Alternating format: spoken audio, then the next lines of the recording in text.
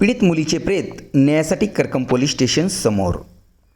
Acid पिऊन पीडित मुलीची आत्महत्या. पंढरपूर तालुक्यातील पटवर्धन कोरोली या गावातील उपसरपंचाच्या मुलानेच केला मुलीवर अत्याचार.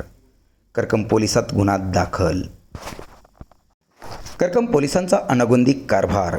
करकम परिसरात भीतीचे वातावरण. सविस्तर वृत्तांत.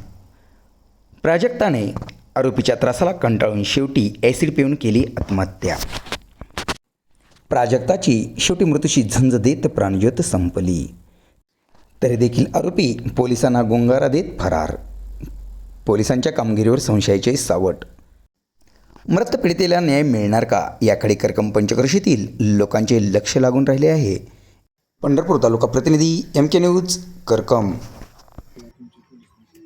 हो, त्यांचं बोलणं चालू आहे. ते म्हणते आमचं काम चालू आहे, आमची प्रोसेस चालू आहे.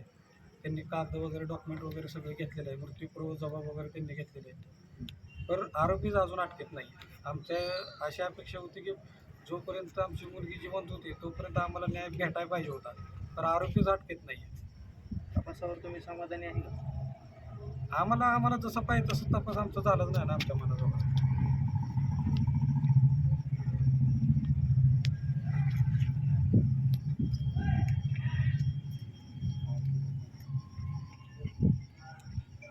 काय बोलायचं, आरोपीला अटक करा, त्याशिवाय मी हालत नाही.